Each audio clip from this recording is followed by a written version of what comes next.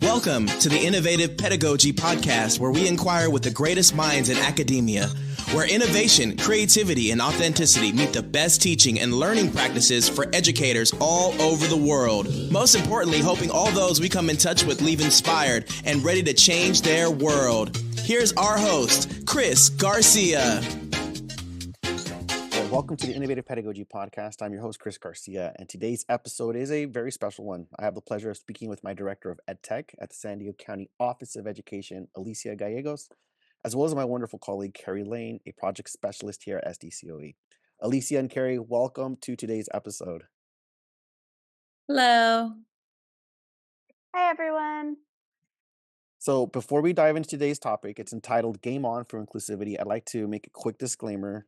First off, this episode will explore innovative ideas, real-world stories, and practical solutions for making esports, competitive video gaming, a lot more accessible to all students. We'll also take a deep dive into an upcoming session at the South by Southwest conference happening in March in Austin, Texas, where this very topic will be explored in depth. So let's get started first off by getting to know our guest. And Alicia, can you just share a little bit about your background and how you became involved specifically in the initiative of gaming and inclusivity and accessibility for all students? Absolutely. So, my background is very similar to a lot of people. I was a teacher for many years, and then I started thinking about what was next. And for me, what was next was ed tech. I just loved the idea of embedding technology into curriculum. From there, I went the administrative route and began my administrative career at both universities and then at K-12 at SDCOE. And about 7 years ago, my boss at the time came to me and said, "Hey, Alicia, I really want esports in every single school in San Diego County." And I thought at the time, what is esports? I don't know what it is, and not sure I want to do this because I had never been a real hardcore gamer, though I'm pretty good at Centipede, Frogger, and Ms. Pac-Man. I have a pattern. So, and those of you who played Miss Pac-Man know what I mean when I say pattern. So, but I did not know anything about recent gaming. And so I started kind of thinking about it and doing that research. And what I found was it was good for students. So despite the fact that I was not a gamer, it was something that I could get behind 100%. And that was 7 years ago. Wow. And Carrie, thank you so much for sharing that. It's just remarkable to see where gaming's evolved, and more importantly, just the passion that you've been able to bring it within education. And Carrie, if you don't mind just kind of sharing, what about your background? What's your background as a project specialist? And in addition to that, what gave you the desire to dive into gaming specifically for inclusivity?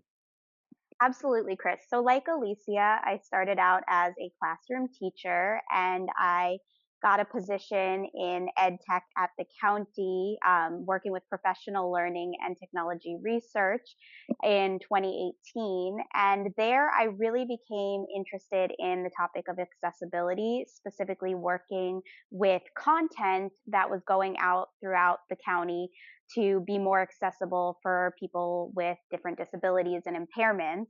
And while I was in that position, I went back to school and got my assistive technology certification. I then had the honor of switching to the ed tech team where I get to really utilize accessibility and educational technology with students for students on a daily basis. And Alicia was doing something really awesome with accessibility and esports, where she wanted to create accessible esports for our friendship school students, which she'll talk more about later. And with that, I just was so excited to see where my accessibility and assistive technology background could play a key role. Well, this is awesome, and I really appreciate you're diving a little bit more into that. And that actually leads me, because knowing the schools that we got to have an opportunity of working with, we worked with a lot of the most marginalized students across San Diego, and we are referred to as District One because not only do we serve our juvenile court system, but we also serve a lot of the most medically fragile students. But a lot of that focus comes from the San Diego County Office of Education's North Star goals Alicia, can you dive a little bit more into what are those North Star goals and how is this initiative kind of even achieving that? Yeah, of course. So SDCOE has a very, very lofty North Star goal. And that is to reduce poverty in San Diego County by 20% by the year 2030. And again, when that was first presented to us, we had to really think about what does that mean? And what it really means is that we are helping our most marginalized students here in San Diego County learn how to um, go school to career or school to college.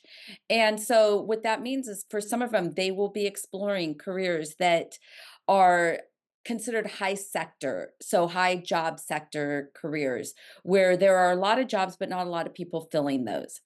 In our research, we started to find that a lot of the skills that students were engaging in when they did esports fit those high sector job skills. And so that was one of the reasons why we really embraced this.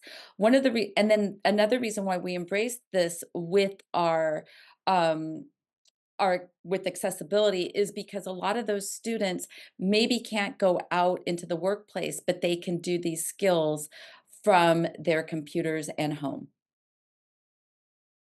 Beautiful, and I love that because now that kinda leads us when it comes to just doing things with their computers at home, and I know for a fact, and we've talked about this, within our team, but, um, when it comes to esports, when it comes to video gaming, the open door really came during the pandemic when almost nearly every student had a one-to-one device, but let's that allows me to kinda dive deeper into what adaptive video gaming is and what it can be. Carrie, can you explain a little bit about the adaptive technology and tools that are being used in this project? And kind of talk about the inception of that. So I know we'll talk more about the Xbox adaptive controller, which is kind of like the main tool that you're going to be showcasing even there at South by Southwest, and even some of the customized MMC 60 switches that you've also created with the 3D printing design, which is remarkable. But what even gave you the intuition and the idea like, okay, this is something that our students need? And how did this all start? Where did you even get the idea of using switches? How did that happen? Absolutely. So, in general, video gaming and video game consoles and controllers are designed for specific people who have specific abilities. And a lot of times, those controllers, those consoles don't take into account an individual who might have a physical or a cognitive difficulty or an impairment or even an injury that makes it really hard for them. And so, as Alicia shared this initiative with us, um, I went and my colleague Chris Garcia, who is on this podcast as well, went with me to the friendship school to find out really what the students themselves needed for them to be able to play video games. And so the students there were needing specific devices, and some of those devices were called switches, not like Nintendo Switch, but accessibility based switches. Thanks And for so clarifying that. what was that? No, thanks for clarifying that, 'cause anyone that's listening that's a gamer, they're gonna think, "Oh, Switches, like Nintendo Switches." No, we're talking about Switches that were created way before Nintendo Switches.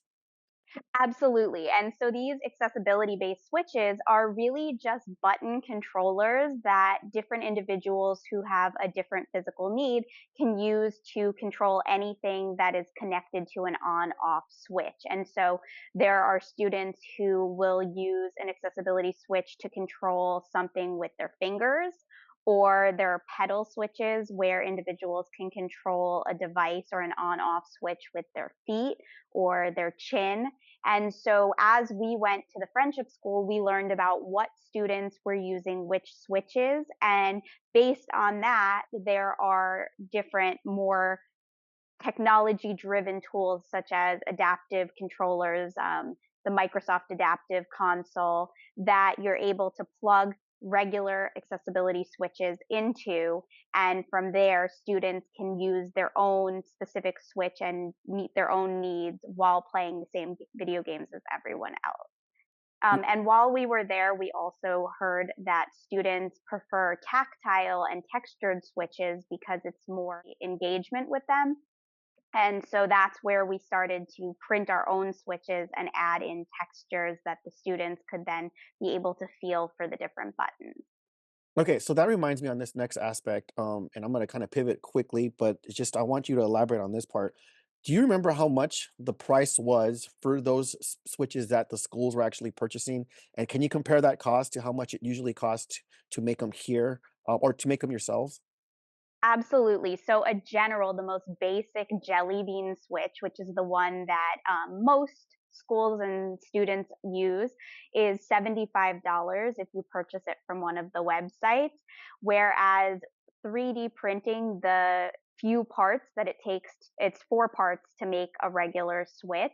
The 3D print itself is about $2 in materials, and then just the time it takes to 3D print it, and then the buttons and all of the little nuts and bolts to assemble the switch cost about $12, and so you can have for about $15 to $20 switch. But with all of those parts, once you buy them, you get masses of them, so you can make about probably 30 switches with that amount of nuts and bolts for that $20. Okay, I'm gonna leave that as a little teaser because we can have another podcast episode when it comes to design thinking, 3D printing, and accessibility on that aspect. But if anyone's interested in listening to this podcast, reach out to Carrie Lane about that. But that leads me to this next part because not only now we've identified that we needed specific switches and we could use adaptabilities, like brought up earlier, the Xbox controller, but we didn't know that immediately, and it took a little bit of investigating and interviewing and reaching out to experts and people that utilize these types of technologies out there.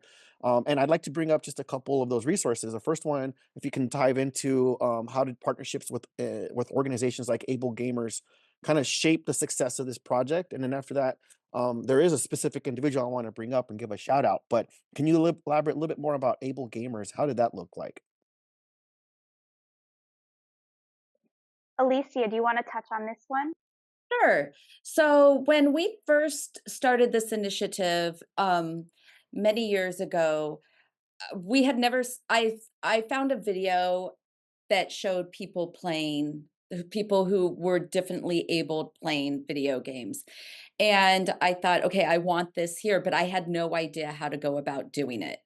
And so I started doing some research and I found an organization called Able Gamers, and they were invaluable to helping us with this. So we initially met with them and they kind of talked us through the different um, levels of switches and game designs and the type of games that would be appropriate for our students to be able to play, meaning which ones they would be able to play.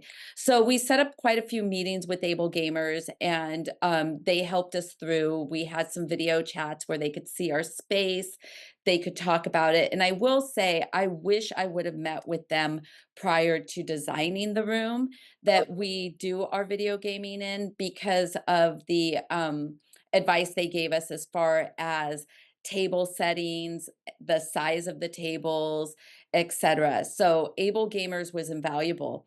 The other organization that we talked to was Circle of Friends.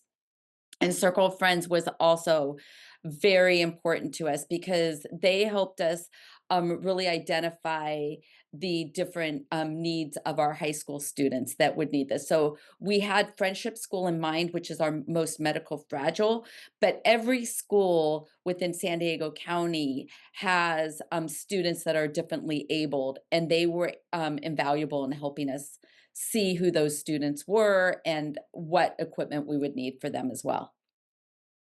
That's awesome, and so beautifully well said regarding just the supports and even just what you're thinking about in retrospect and reflection as far as making a room better and more accessible for students. I can definitely attest to that and seeing how more space would have definitely just made things more accessible, not only for them, but even when it comes to just having students in general there. So it's always one of those things where scaffolds are always part of just good pedagogy. And I've noticed that even just going back to just what it is to be a good teacher, making sure that using those scaffolds and adaptabilities actually does support all students, not just students that sometimes may be recognized with an IEP or 504 plan. But this leads me to this next part, Carrie. I want to kind of just share a little bit of our story when it came to diving deeper into this. And we found someone, and I found actually on LinkedIn, I was part of a esport networking event that happened virtually across the United States. And it was really almost like a speed dating, like, all right, meet these three people, find out things about each other and whatnot. Thankfully, I was positioned and to be put in a breakout room on a Zoom call with someone named Dayton Wheels Jones, who's extremely popular and well known and respected across the accessible gaming community. I know he has a background working with Sega Genesis, Nintendo, Sony, and being a consultant to provide feedback. But Carrie, can you elaborate a little bit about how did that conversation go when we had the opportunity of meeting with Dayton Wheels Jones for being one of the pioneers and just forerunners when it comes to accessibility for all gamers? Absolutely. So when we met with him, we had already been to our friendship school and we found out a little bit about what our students needed in relation to specific switches, but also what they needed in terms of the skills behind the games. So we learned about what they might need, that they might need only one or two choices and things like that. And so Chris and I shared with Dayton Wheels Jones the things that we found from the friendship school, and he gave us wonderful recommendations on just ideas for thinking about cause and effect and choice-based games. Chris suggested certain games we were thinking about, and he told us whether he thought that they would work.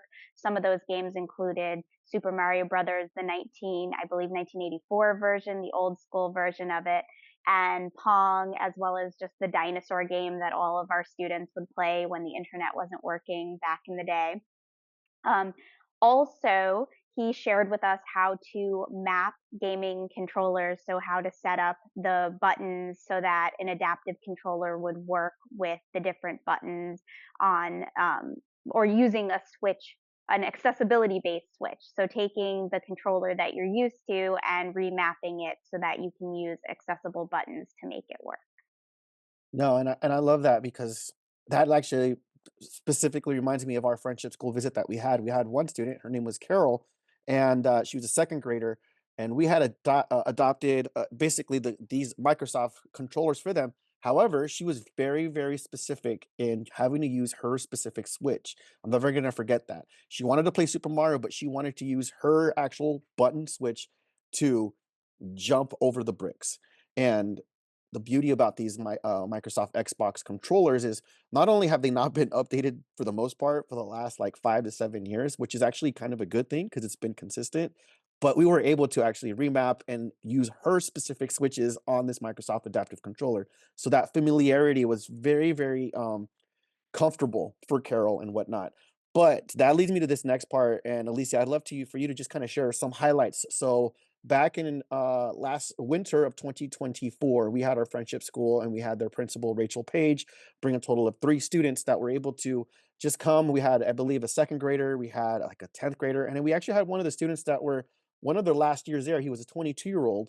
But what are some of the highlights that you can remember? I know it was almost a year ago, but this is something we still talk about almost on a weekly basis. So, what are one of the biggest memories that you have from the Friendship School visit here at the Linda Vista Innovation Center?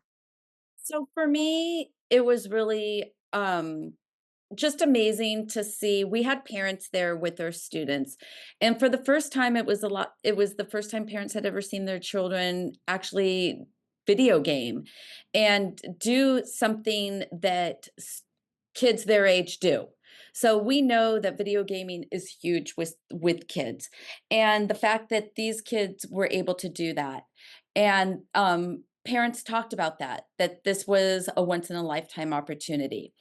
It was also wonderful to see something that we had started so long ago come to fruition, and to see that this activity, this day happened, and we had people who were willing to take a chance on it.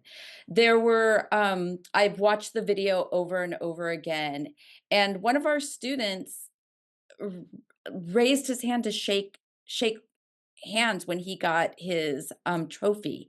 And that was amazing because that's something that they don't do all the time. So they very much felt empowered in a way that they hadn't. They had that autonomy in a video game. For a lot of them, with the avatar, they saw that cause and effect that they haven't seen before.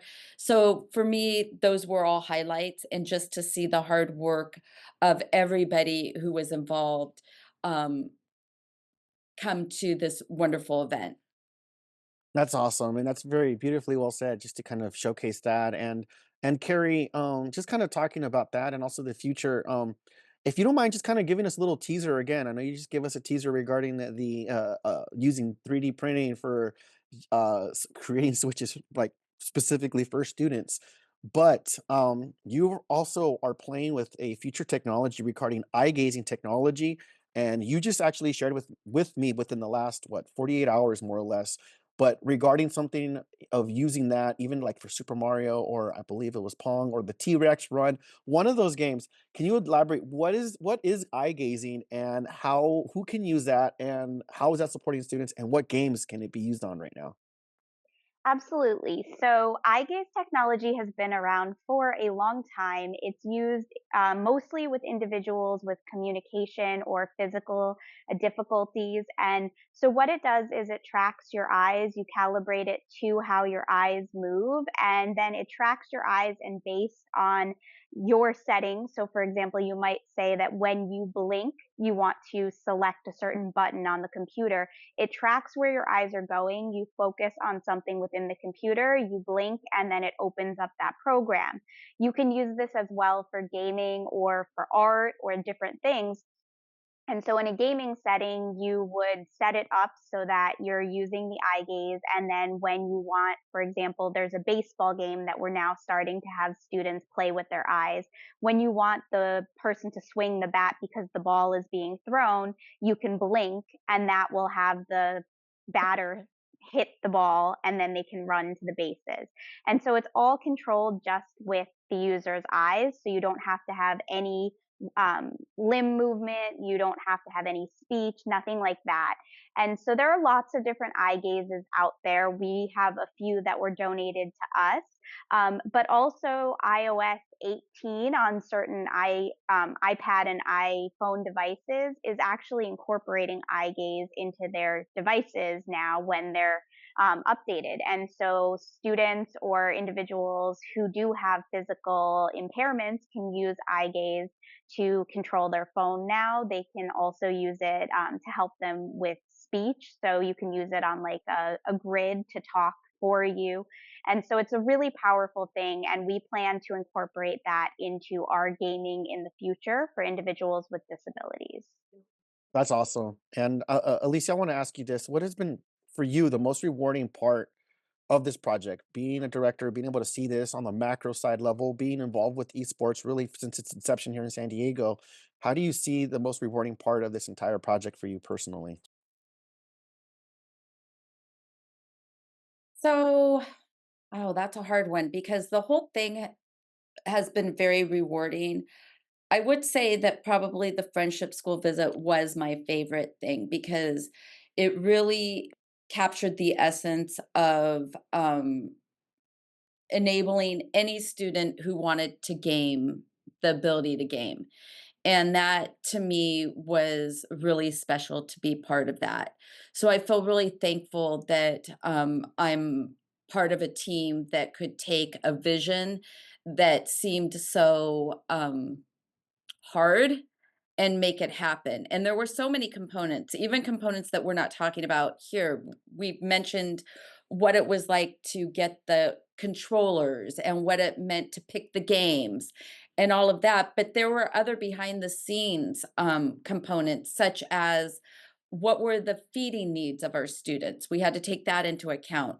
There are certain toileting needs of our students. So we had to outfit a space for that. And we wouldn't have been able to do that without a wonderful maintenance and operation crew here at the county. So there were so many different components. Our IT staff had to really think about how our remotes would work as well as our devices would work. So really seeing that teamwork that could go into a project that was so meaningful was important. But then also seen students thrive at a level that was age appropriate, was fun, and was meaningful to them. And then seeing their parents. I'm a mom, and I know how I feel when I see my child do something that makes them happy. And the fact that we as educators gave parents that, and there was an auntie there too, gave parents and an auntie that happiness and pride. And so, for all of those reasons, this has been my favorite project that we've worked on with esports. But with that said, I also like just to see the kids when they walk into the future ready quote unquote esport room. I like to hear their squeals, their delight, and their happiness. And Carrie, moving forward, how do you see the role of inclusive gaming evolving in education? I think that inclusive gaming is one of the most amazing opportunities for accessibility for our students. As we work with different students with different disabilities, one thing that gaming can do is it can really give them an opportunity to do things that would otherwise be really difficult or impossible. And so, by looking at all of the different students that we see and figuring out solutions for those students to enable them to do things that otherwise they wouldn't be able to do, their families wouldn't get to see them be able to do, I think we're providing a really incredible opportunity and a pivotal influence in education. And I also think that by encouraging other students who maybe don't have disabilities and impairments to think around the design challenges of creating accessible gaming for their classmates, their friends, their family, we're giving a really great lesson in empathy and we're educating them to be critical thinkers and problem solvers. So, in a twofold manner, I think it is hugely impactful in education. Absolutely. And I'm going to go ahead and just leave it this last two questions for both of you. And I'll let you start, Alicia. But for educators or organizations looking to start something similar with these types of initiatives, what advice would you give them? My main advice would be to um, oh, that's a hard one. I think it would be to really think about what your mission is at your school and what your objectives are, and then to always keep that in mind. So when we were creating, building out esports when it first started, I made the choice that I really wanted to go an academic route with it and not necessarily a quote unquote sport route. Because I knew that would come. And so I wanted to focus on social emotional learning and how to build school to career or school to college pathways through esports. And that was all really grounded in SDCOE's mission and our objectives. So I would say really understand what it is that you want to do. I also put together an ecosystem of of what I thought was important, and I worked with a lot of people to help me with this ecosystem, and it provided little kind of milestones as we created. And that kept me on track. So whenever I started thinking of where are we going, I always had my personal North Star of esports that was connected to SDCOE's North Star. So it helped me navigate, which could have been a really, really, I always joke and say that esports is kind of the Wild West, or it was, and it helped me navigate that Wild West in a way that made sense, because if not, I would have gotten lost in it. So I say ground it in your mission, ground it in your district's North Star, and then all of those other pieces, whether it's accessibility or social emotional learning, or if it's athletics, going that heavy duty CIF route, will all fall in place. Well said. Well said. And Carrie, what are your last thoughts regarding this? If anyone's asking for advice, wants to start a similar initiative, what advice would you give them? I would say to really focus on the design and the students. So we're really trying to think about how we can make gaming accessible to specific individuals. And so a one-stop shop is not going to work for the individuals that you're necessarily trying to design esports for. You're going to have different needs for students who have a physical difficulty rather than a student who is blind. And you can do esports with students who are blind or who have motor difficulties. You just have to think around the challenges and the end goals and backwards design from there. I think also knowing what types of organizations are out there. We connected with some great partners who helped us to learn about what we needed to know to make this possible.